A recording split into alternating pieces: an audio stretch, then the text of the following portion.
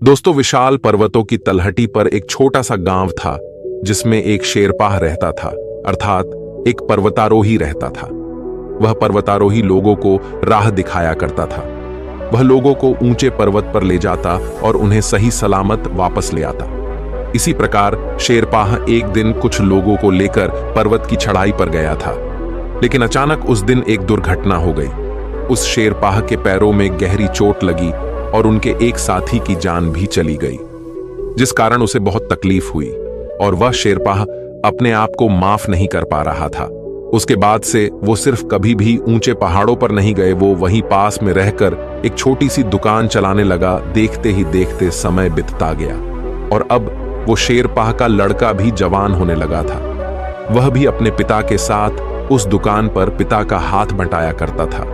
वह अपने बचपन काल से ही लोगों को पहाड़ की चढ़ाई चढ़ते देखता और उनके बारे में बातें करते सुनता कि पर्वत शिखर से दुनिया अलग दिखती है। इसलिए उस लड़के के मन में भी हमेशा उस पहाड़ को चढ़ने की लालसा रहती थी। लेकिन जब भी वह अपने पिता से कहता, पिताजी मैं भी इस पहाड़ पर चढ़ना चाहता हूं, मैं भी जाकर वहां की दुनिया देखना चाहता हूं, तब उसके पिता उसे हमेशा मना कर देते और कहते, बेटा ऊपर जाने में बहुत खतरा है, वहां बहुत जोखिम है, वहां तुम्हारी जान भी जा सकती है, पहाड़ों पर कुछ भी हो सकता है, वहां बहुत चलना पड़ता है, बहुत मेहनत करनी पड़ती है और इन बर्फीले पहाड़ों पर तुम्हारा पैर भी फिसल सकता है। तुम उन लोगों की बातों में मत आओ, तुम यहीं रहकर आराम से अपना जीवन बिता सकते हो। जब भी वो लड़का अपने पिता से ऊपर चढ़ने की बात करता, तब तक उसके पिता वहां जाने से उसे रोक देते। एक दिन उस लड़के ने यह ठान लिया कि मुझे जीवन में कम से कम एक बार उस पहाड़ पर चढ़कर देखना है। मुझे यह खुद महसूस करना है कि वहां की दुनिया कैसी है, नहीं तो मैं पूरे जीवन भर केवल इस दुकान पर ही रह जाऊंगा। मैं केवल लोगों के मुंह से यही सुनता रह जाऊंगा कि पहाड़ की दुनिया ऐसी है, पहाड़ की दुनिया वैसी है, लेकिन मैं उसे कभी देख नहीं पाऊंगा। जबकि शेरपाह को लगा कि उसका बेटा उसकी बात नहीं मानने वाला, तो उसने वहां पर जाने के लिए हामी भर दी और अपने बेटे से कहता है, बेटा ठीक है, तुम जाना चाहते हो तो जा सकते हो, लेकिन मेरी एक बात हमेशा याद रखना, यदि तुम्हें कोई परेशानी हो तो वापस उल्टे पांव घर लौट आना। अपने पिता की आज्ञा पाकर वो लड़का अपना सारा सामान लेकर सबसे पहले उस पर्वत के नजदीकी शिविर तक जाता है। यह सभी का आखिरी पड़ाव होता है जहां से लोग चढ़ाई शुरू करते हैं, जहां पर लोग पहली और आखिरी बार रुकते हैं और जहां पर लोग पर्वत से नीचे उतरकर पहली बार विश्राम करते हैं। उस लड़के ने उसे शिविर में काम करना शुरू कर दिया। यहाँ पर रहकर उसे और भी लोगों से उस पर्वत के बारे में जानने को मिल रहा था। यहाँ पर रहकर उसके दो काम पूरे हो रहे थे। पहला तो अपनी यात्रा के लिए कुछ पैसे जोड़ पा रहा था और दूसरा वो आते जाते लोगों से वहां की यात्रा और शिखर के बारे में जानकारी हासिल करने लगा। देखते ही देखते करीब 2 हफ्ते बीत गए और 2 हफ्तों के बाद जब उसने पर्याप्त धन इकट्ठा कर लिया तो उसने तय किया कि वो अगले हफ्ते ही यात्रा प्रारंभ करेगा। लेकिन जब उसने कुछ लोगों से बात की तो उन लोगों ने उस लड़के से कहा, बेटा यहाँ का रास्ता बहुत कठिन है, तुम दूसरे शिविर पर जाओ, वहां से तुम्हें चढ़ने में आसानी होगी। लड़के ने उन लोगों की बात मान ली और इस शिविर को छोड़कर दूसरे शिविर पर जा पहुंचा। यहां पर भी वह तरह तरह की यात्रियों से मिलता रहा, लोगों से बात करता रहा और उसने वहां की कई कहानियां भी सुनी, नए नए रास्तों और शिखर के बारे में तरह तरह की जानकारी हासिल की। फिर एक दिन बस सुबह सुबह अपने मार्ग पर आगे बढ़ चला। जब उस पहाड़ की चढ़ाई कर रहा था तभी रास्ते में उसे एक अनुभवी शेरपाह मिला जो वहां पर बैठा हुआ था और वह करीब अधेड़ उम्र का था। उस अनुभव शेरपाह से लड़के की मित्रता शिविर में ही हो चुकी थी। तभी वो अधेड़ उम्र का आदमी उस लड़के से पूछता है, बेटा तुम उल्टी दिशा में क्यों जा रहे हो? तुम्हें तो सीधे दिशा में जाना चाहिए। तभी वो लड़का जवाब देते हुए कहता है, बाबा मैंने यहाँ पर शिविर में रहकर यहाँ से आने जाने वाले यात्रियों की सभी बातें सुनी है, यहाँ की कहानियां भी सुन ली हैं, इसलिए मैं अब और अधिक ऊपर नहीं जाना चाहता हूँ, क्योंकि मैंने यहाँ के बारे में अब सब कुछ समझ लिया है, इसीलिए मैं वापस घर जा रहा हूँ। उस लड़के की यह बात सुनकर वह बूढ़ा बाबा जोर जोर से हंसने लगा। तभी वो लड़का बड़े आश्चर्यचकित होकर उस बाबा से कहता है, क्या हुआ बाबा, आखिर मैंने ऐसा क्या कह दिया कि आपको इतने जोर से हंसी आने लगी? तभी वो बूढ़ा बाबा उस लड़के से कहता है, बेटा, पहाड़ों और रास्तों को समझा नहीं जाता, बल्कि उन्हें अनुभव किया जाता है, उनका आनंद लिया जाता है। आगे वह बूढ़ा बाबा उस लड़के से कहता है, बेटा, तुम ही एक पल के लिए सोचो, आखिर एक इंसान पहाड़ की चोटी पर क्यों चढ़ता है? क्योंकि वो इंसान खुद को बेहतर तरीके से जानना चाहता है। वह तो खुद की कमियों को जानना चाहता है, तभी तो वो खुद की यात्रा पर निकलता है। और जो खुद की यात्रा पर निकलता है, वो इंसान कहीं पहुंचता नहीं, बल्कि वह भीतर से पूरी तरह से बदल जाता है। वो लड़का उन बूढ़े बाबा की बात बहुत ध्यानपूर्वक सुन रहा था। तभी वह बूढ़े बाबा उस तरीके से कहते, बेटा, ये यात्रा किसी भी इंसान के लिए बहुत महत्वपूर्ण होती है, लेकिन इंसान इस यात्रा में दो गलतियां करता है। पहली गलती यात्रा शुरू ना करना और दूसरी यात्रा खत्म ना करना। आगे वो बूढ़ा बाबा उस लड़के से कहता है, बेटा, मैं तुमको कई दिनों से देख रहा हूं। शुरू में तुम बहुत उत्सुक थे, बहुत उत्साही थे, लेकिन अब तुम्हारे अंदर वो उत्सुकता नजर नहीं आता। आखिर तुम्हारे भीतर का वो उत्साह कहां गया? तुम इतने उत्साह के साथ इस पर्वत पर चढ़ाई करने आए थे, लेकिन आज देखो, तुम वापस घर क्यों जा रहे हो? क्या कोई बात है? क्या कोई ऐसी बात है जो तुम्हें यह करने से रोक रही है? उन बूढ़े बाबा की आवाज सुनकर वो लड़का भावुक हो गया। उसकी आंखों से आंसू बहने लगे। वह उस बूढ़े बाबा से कहता है, बाबा, मेरे पिताजी भी एक शेरपाह हैं। वह पहले लोगों को इस पहाड़ पर ले जाया करते थे और उन्हें सही सलामत वापस भी लाया करते थे। लेकिन एक दिन एक दुर्घटना घट गई। उनका पैर फिसल गया, जिसके कारण उन्हें पैर में बहुत गंभीर चोट आई और उनके साथ उनका एक साथी भी मारा गया। इस प्रकार उस लड़के ने अपने पिता के साथ बीती हुई उस घटना के बारे में उस बूढ़े बाबा को सब कुछ बता दिया। वह बूढ़ा बाबा उस लड़के की सारी बातें ध्यानपूर्वक सुन रहा था और फिर उस लड़के से कहता है, बेटा, तुम्हारे पिता बहुत ही बहादुर थे, लेकिन अनजाने में वो तुम्हारे अवचेतन मन में उन सभी डरों को बैठाते जा रहे हैं, जिस डर से तुम्हारा कभी कोई भला नहीं होगा। तुम इस डर के कारण कभी अपने जीवन में आगे नहीं बढ़ पाओगे। ये डर तुम्हें पल पल कुछ भी नया करने से रोकता रहेगा। इस पर वो लड़का उन बूढ़े बाबा से कहता है, तो फिर मुझे क्या करना चाहिए? तभी वो बूढ़ा बाबा उस लड़के से कहता है, बेटा, इसका तो केवल एक ही रास्ता है, जिससे तुम्हारे भीतर बैठा हुआ यह डर हमेशा हमेशा के लिए तुमसे दूर हो जाएगा। लेकिन उसके लिए मेरी एक शर्त है। वो लड़का कहता है, बाबा बोलिए, आपकी क्या शर्त है?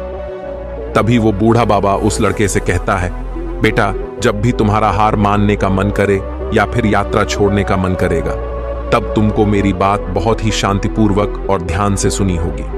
क्या तुम इसके लिए तैयार हो? वो लड़का कुछ देर के लिए सोच विचार में पड़ गया और मन ही मन गया सोचने लगा कि आज तक मुझे इस तरह से किसी ने नहीं समझा, या हो सकता है कि ये बूढ़े बाबा सचमुच मेरे मन से वो डर निकाल दे और मैं अपने जीवन में कुछ हासिल कर पाऊं। यदि मैं यूं ही चला गया तो पिताजी फिर मुझे कभी वापस नहीं लौटने देंगे और ना ही मुझे वो कभी वो करने देंगे जो मैं करना चाहता हूं। इसलिए मुझे एक बार इन बूढ़े बाबा की बात मान लेनी चाहिए। ये सोच विचार कर वो उन बूढ़े बाबा की बात मान लेता है और अगले दिन सुबह सुबह वह दोनों पर्वत की चढ़ाई के लिए निकल पड़ते। बूढ़ा बाबा उस लड़के को बताता है कि आज दिन ढलने से पहले हमें कम से कम 15 किलोमीटर तक की चढ़ान को चढ़ना होगा।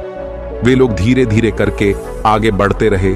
जैसे जैसे वो उस पहाड़ पर चढ़ते जा रहे थे, रास्ता और भी कठिन होता जा रहा था, रास्ता और भी सकरा होता जा रहा था। चलते चलते करीब उन्होंने 3 किलोमीटर तक का रास्ता तय कर लिया। तभी अचानक उस लड़के ने एक सुंदर दृश्य देखा। उसने देखा कि वहां पर एक छोटा सा घर था और साथ ही पास ही में एक छोटा सा ठेला लगा हुआ था।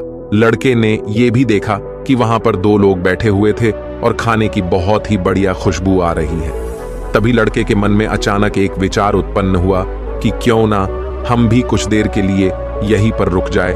उसने तुरंत ही उन बूढ़े बाबा को आवाज दी और कहा, बाबा, क्यों ना हम भी कुछ देर के लिए यहीं पर रुक जाते हैं, थोड़ा सा आराम कर लेते हैं। इस पर वह बूढ़ा बाबा कहता है, बेटा, अभी तो हमने चलना शुरू किया है, यदि हम यहीं पर रुक गए तो हमारे दिन का लक्ष्य पूरा नहीं हो पाएगा।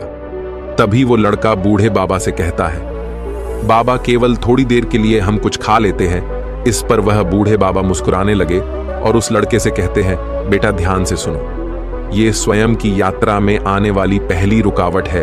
ये उस पल पैदा होती है जिस पर हम अपने लक्ष्य को छोड़कर अपने आसपास की चीजों पर ध्यान देने लगते हैं। जब हमें ऐसा प्रतीत होता है कि हमें इन चीजों से सुख मिलेगा, तो हम इनकी ओर मुड़ जाते हैं, हम इनकी तरफ खींचे चले जाते हैं, और जिस पल हम इन लालच पर ध्यान देने लगते हैं, उसी पल हम अपना रास्ता भटक जाते हैं। लेकिन यदि तुम चाहो तो इस मानसिक स्थिति में भी अपना सही निर्णय ले सकते हो। इसलिए मन को स्थिर करो और चलते रहो।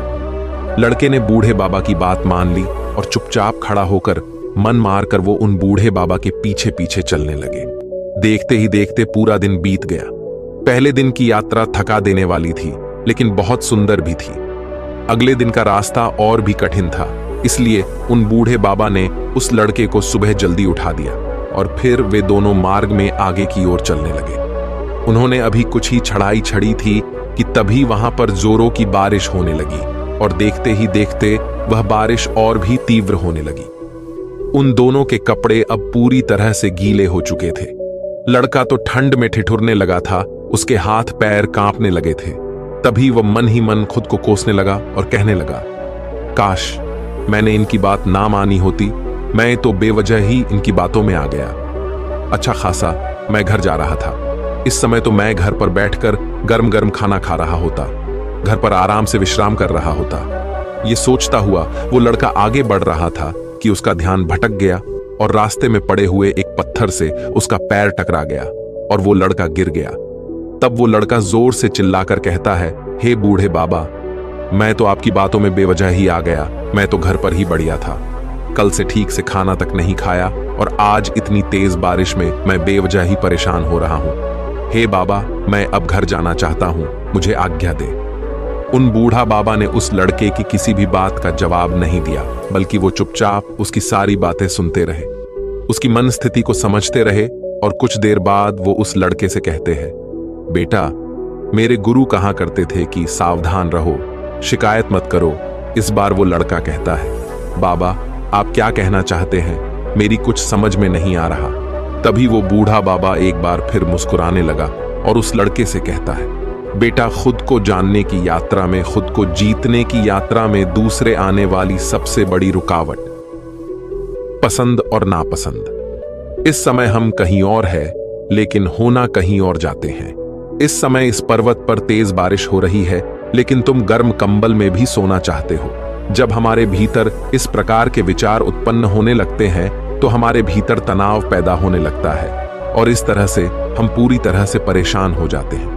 हमारा ध्यान भटक जाता है और इस परेशानी के कारण हम कुछ ना कुछ गलती अवश्य कर देते और फिर हम खुद को ही कोसने लग जाते हैं और आखिर में हम इस यात्रा को वहीं पर समाप्त कर देते हैं।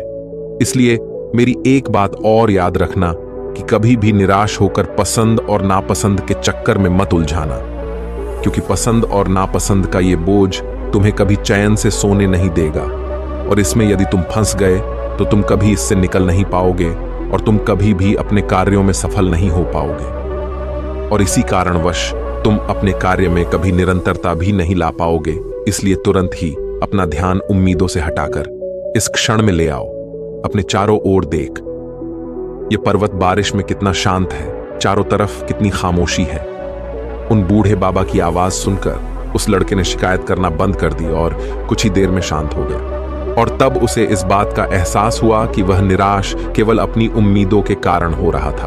उसे इस बात का भी एहसास हुआ, हाँ, इस समय थोड़ी सी असुविधा जरूर है, लेकिन समय आते ही इसका समाधान हमें मिल जाएगा। ये विचार आते ही उसका मन पूरी तरह से शांत हो गया और वह भी पहाड़ की उस शांति को महसूस करने लगा। और फिर वो बूढ़े बाबा के पीछे पीछे फिर से एक बार आगे बढ़ने लगा। देखते ही देखते अब 2 दिन निकल चुके थे। अगले दिन सुबह की यात्रा शुरू करने से पहले उस लड़के के मन में पुरानी बातें घूम रही थीं और अब उस पर आलस हावी होने लगा था। अब उसके मन में तरह तरह के विचार आने लगे थे। वो लेटे लेटे ये सोच रहा था कि मैं अब और चढ़ाई करके क्या करूंगा, मेरा ऊपर जाकर कोई लाभ नहीं, मुझे ऊपर जाकर क्या फायदा मिलेगा। जो लोग अब तक शिखर पर जा पहुंचे उन्हें भी तो कुछ खास नहीं मिला, तो फिर मैं भला इतनी मेहनत क्यों करूं। यदि इतनी मेहनत मैं अपने पिताजी के साथ अपने पिताजी की दुकान पर करूं तो वहां पर मुझे अवश्य लाभ होगा। वो इन्हीं विचारों में खोया हुआ था। तभी वो बूढ़ा बाबा उस लड़के से कहते, बेटा, याद करो, तुमने ये यात्रा क्यों शुरू की थी? तुमने यात्रा शिखर पर जाने के लिए नहीं की थी, तुमने तो ये यात्रा अनुभव प्राप्त करने के लिए की थी, खुद को जीतने के लिए की थी, और ये पूरी यात्रा ही शिखर है। उन बाबा के मुख से ये सुनकर वो लड़का कुछ देर के लिए सोच विचार में पड़ गया, और फिर वह उन बूढ़े बाबा से कहता है, बाबा, आप ठीक कहते हैं, लेकिन अब मुझे और ऊपर जाने की कोई इच्छा नहीं है। अब मेरा बिल्कुल भी मन नहीं है कि मैं आगे की यात्रा करूं।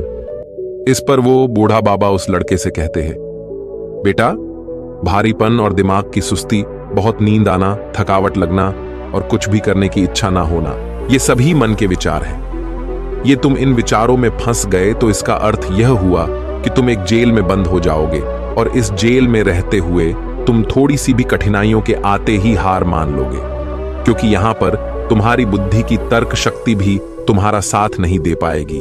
इसलिए आलस छोड़ो और तुरंत उठो और मेरे साथ चलो।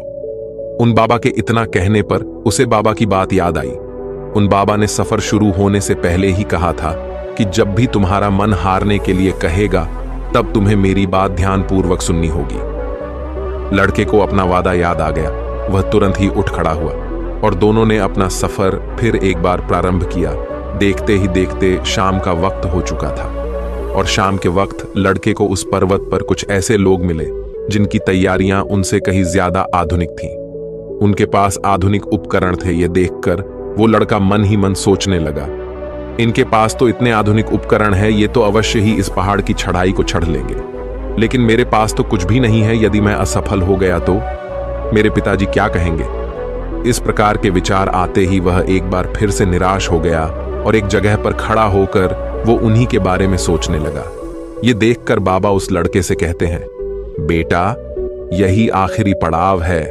ऐसी मानसिक स्थिति में हमारे ऊपर संदेह हावी हो जाता है, हमारे भीतर तरह तरह के सवाल पैदा होने लगते। क्या मैं ये कर पाऊंगा? यदि यह मुझसे नहीं हुआ, यदि मैं असफल हो गया, लोग क्या कहेंगे? ऐसी स्थिति में आते ही हमारी यात्रा धीमी होने लगती है और हम खुद पर संदेह करने लगते, और हम ये भूल जाते हैं कि हमारा लक्ष्य क्या है। हमारा सारा ध्यान केवल अपनी कमियों पर चला जाता है। ऐसी अवस्था में तुम कभी भी अपने लक्ष्य को प्राप्त नहीं कर पाओगे।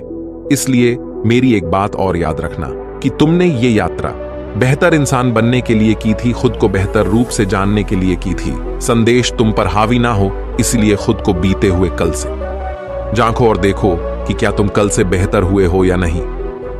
बूढ़ा बाबा उस लड़के से कहता है, तुम्हें बस खुद को जीतना है। हर दिन रात केवल यही सोचो कि आज मैंने कल से बेहतर क्या किया। मैं कल को बेहतर बनाने के लिए एक छोटी सी चीज क्या कर सकता हूं। हर दिन की अपनी छोटी से छोटी जीत को याद करो। बस तुम्हें इतना ही तो करना है। जब तुम अपना ध्यान अपनी जीत में बदलोगे तो तुम्हारे भीतर का वह संदेह खुद ही खत्म हो जाएगा। उन बूढ़े बाबा की बात उस लड़के ने ध्यानपूर्वक सुनी, और उसके बाद उसका मन धीरे धीरे पूरी तरह से शांत हो गया। उसे ऐसा लगने लगा कि मानो वो बहुत हल्का महसूस कर रहा है। उसके मन का सारा बोझ अब पूरी तरह से हटा लिया गया। उन्होंने बाबा के पीछे धीरे धीरे एक बार फिर से आगे बढ़ने लगा। वे दोनों एक साथ आगे बढ़ते जा रहे थे। वे दोनों एक दूसरे को अपनी कहानियां सुना रहे थे, और इस बीच रास्ते में कई रुकावटें भी आई, जिस दौरान वह बूढ़े बाबा उस लड़के को सतर्क करते और वो लड़का खुद ब खुद सचेत हो जाता। चलते चलते अब वह पूरी तरह से खुद पर यकीन करने लगा था। अब उसे धीरे धीरे इस बात का एहसास हो रहा था कि बढ़ना और रुकना उसके अंतर्मन से ही प्रकट हो रहा था, और यदि उन पर ध्यान ना दिया जाए तो मन में वो बड़ा रूप ले लेती है। धीरे धीरे वो उन पर काबू पाने लगा था, और अब उस लड़के को ये एहसास होने लगा था कि वो मन पर काबू पाना सीख चुका है। उसने अपने मन को जीत लिया है। अब किसी भी कार्य को कर सकता है, वह किसी भी कार्य में सफल हो सकता है। इस यात्रा के बाद वह पिता की सही में मदद कर सकता है। अब वह बूढ़े बाबा और वो लड़का लगातार यात्रा में आगे बढ़ रहे थे, और कई दिनों की यात्रा के बाद आखिरकार वे दोनों शिखर पर जा पहुंचे। शिखर पर पहुंचकर उस लड़के ने वहां पर असीम शांति का अनुभव किया। उस लड़के ने वहां खड़े होकर यह सोचा कि यहां तक बहुत कम लोग पहुंच पाते हैं, और जो लोग यहां पर पहुंच पाते उन्हें उनका अनुभव प्राप्त हो जाता है। इस दौरान उस लड़के के चेहरे पर एक गहरी मुस्कान थी। उस शिखर पर खड़े होकर उसे जीत का एहसास हो रहा था। उसका सीना चौड़ा हो चुका था। वहां खड़े होकर अपने सफर के बारे में सोचने लगा कि कितनी बार उसने अपनी मानसिक स्थिति का सामना किया और आगे बढ़ा और यहां तक पहुंच गया। और उसे यह भी एहसास हुआ कि जितनी बार उसने अपनी मानसिक स्थिति का सामना किया, अपने मन को काबू में किया, वह उतनी ही बार उठ खड़ा हुआ। तब उसके मन में एक विचार आया और सोचने लगता है कि बाबा सही कहते हैं कि पूरी यात्रा में कई शिखर हैं। बूढ़े बाबा को धन्यवाद कहने के लिए जब वो लड़का पीछे मुड़ा तो वहां पर कोई नहीं था। उसने यहां वहां देखा, उसने आवाज लगाई, लेकिन कोई भी उसकी आवाज पर आगे नहीं आया।